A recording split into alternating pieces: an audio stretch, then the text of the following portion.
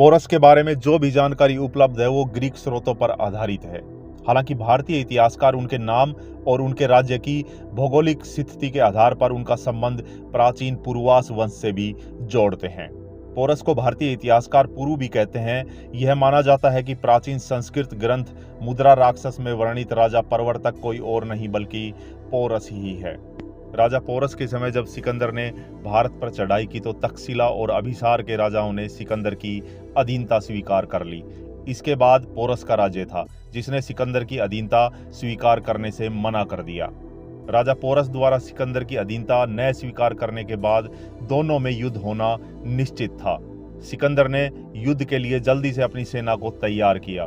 सिकंदर की सेना में अब तक्षशिला और अभिसार के भारतीय सैनिक भी शामिल थे। सिकंदर और पोरस के बीच हुए युद्ध को ग्रीक बैटल ऑफ द हाइडास्पेस कहते हैं।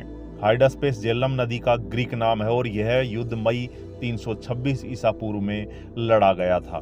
सिकंदर जब अपनी सेना लेकर झेलम नदी के किनारे पहुंचा तो दूसरी तरफ राजा पुरु अपनी सेना लिए तैयार खड़ा था। सिकंदर की सेना में जहां 50,000 पैदल सैनिक, 7,000 घुड़सवार, तो वहीं राजा पुरु के पास 20,000 पैदल सैनिक और 4,000 घुड़सवार, 4,000 रथ और 130 हाथी थे। नदी में पानी का बहाव ज्यादा था और उसे आसानी से पार नहीं किया जा सकता था। सिकंदर ने फैसला लिया कि वो रात को कुछ हजार सैनिक लेकर नदी के उत्तर की तरफ जाएगा और नदी पार करने के लिए कोई आसान रास्ता ढूंढेगा। सिकंदर अपने चुने हुए 11,000 सैनिकों को लेकर झेलम नदी के उत्तर की तरफ चला गया और उसने एक ऐसा रास्ता खोज निकाला जहां से नदी को आसान से पार किया जा सकता था। उधर जब पुरु के सैनिकों ने कुछ यवन सैनिकों को उत्तर की तरफ जाते हुए देखा तो पोरस ने भी उनका मुकाबला करने के लिए अपने एक बेटे को सैनिकों के साथ भेज दिया। सिकंदर ने आसानी से नदी पार कर ली और पोरस का बेटा अपनी छोटी सी सेना के साथ उसे रोकने में नाकाम रहा और वीरगति को प्राप्त हुआ। इसके बाद सिकंदर की सीधी टक्कर राजा पुरु से होनी थी। राजा पुरु ने अपने 130 हाथी सिकंदर की सेना के सामने चट्टान की तरह खड़े कर दिए थे और पोरस की सेना के संगठन को देखकर सिकंदर हैरान रह गया था।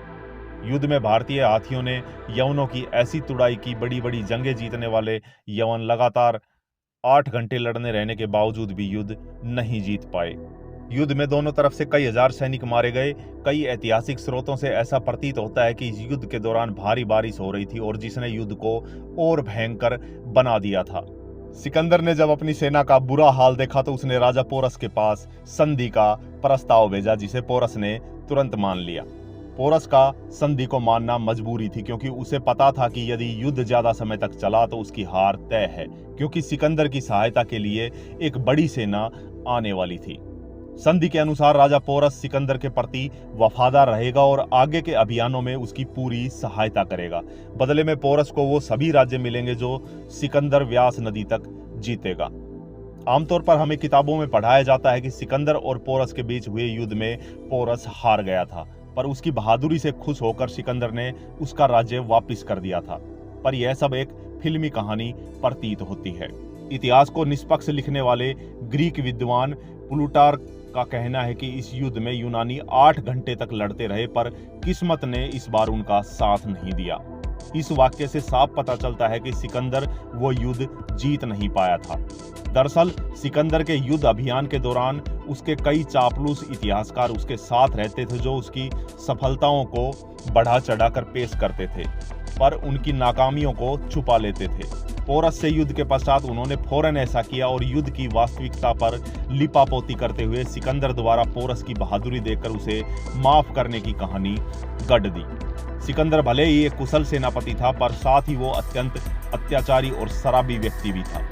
कई भारतीय इतिहासकार यह दावा करते हैं कि सिकंदर और पोरस के बीच हुए युद्ध में सिकंदर की बुरी हार हुई थी, जिसकी वजह से उसे भारत से वापस जाना पड़ा था। यह सब बातें बिल्कुल बेबुनियाद हैं। अगर सिकंदर पोरस से हारा होता तो भी वो कभी भी व्यास नदी तक नहीं पहुंचता, जो कि पोरस के राज्य से कहीं आगे पड़ता है। वास्तविकता तो यह है कि दोनों में संधि हुई थी, जिसके अनुसार पोरस को सिकंदर की सैन्य सहायता करनी थी और बदले में सिकंदर को व्यास नदी तक जीते हुए राज्य पोरस को देने थे, जिन पर पोरस सिकंदर के साथी के तौर पर शासन करेगा। हमारे इतिहासकार पोरस को एक बहादुर राजा तो बताते हैं, पर यह नहीं बताते कि बहादुर होने के साथ साथ वो स्वार्थी भी था। जब सिकंदर को रावी और व्यास नदी के बीच पड़ने वाले हिंदू गणराज्यों से कड़ी टक्कर मिली तो पोरस ने उनके विरुद्ध सिकंदर की सहायता की। जब कठ गणराज्य के लोगों से सिकंदर का मुकाबला हुआ तो इतनी बहादुरी से लड़े कि पोरस को 20,000 सैनिक लेकर सिकंदर की सहायता करने आना पड़ा। पर काठों के साहस से यूनानी सेना के पसीने छूट गए। जब सिकंदर की सेना ने कठों का किला जीता, अधिकतर कठ फरार हो चुके थे ताकि सिकंदर पर छापामार हमला कर सके। कठों के विरुद्ध पोरस द्वारा सिकंदर की सहायता करना यह दर्शाता है कि वो देशभक्त नहीं बल्कि स्वार्थी राजा था। संस्कृत ग्रंथ मुद्रा राक्षस से हमें पता चलता है कि धनानंद के विरुद्ध युद्ध में पश्चिमी भारत के एक प्रमुख राजा प्रवर्तक ने चंद्रगुप्त का साथ दिया था। इतिहासकार मानते हैं कि यह प्रवर्तक राजा कोई और नहीं बल्कि पोरस ही था। इतिहास से हमें पता चलता है कि पोरस की हत्या की गई थी, जबकि मुद्रा राक्षस में वर्णित राजा प्रवर्तक की भी हत्या हुई थी। इसके सिवा पोरस की धनानंद से दुश्मनी भी थी। शायद इसलिए उसने धनानंद के विरुद्ध युद्ध में चंद्रगुप्त का साथ दिया था।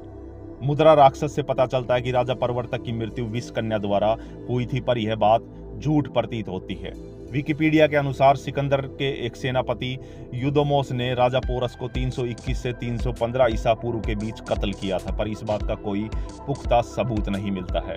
हालांकि एक मत यह भी है कि आचार्य चाणक्य ने ही पोरस की हत्या करवाई होगी, क्योंकि उन्हें लगा कि वो आगे चलकर चंद्रगुप्त के विजयी अभियान में कोई रुकावट बन सकता है। दोस्तों, इस वीडियो में इतना ही। उम्मीद करता हूँ आपको वीडियो पसंद आया होगा। अगर पसंद आया हो तो इसको लाइक और शेयर जरूर करना। और पहली बार अगर आप सरल हिस्ट्री चैनल का ये वीडियो देख रहे हैं तो इस चैनल को अभी सब्सक्राइब कर लीजिए, क्योंकि यहाँ रोजाना आपको आपके इतिहास से रूबरू करवाया जाता है। मैं जल्द आपसे मिलता हूँ एक नए वीडियो के साथ। तब तक के लिए जय हिंद, जय भारत।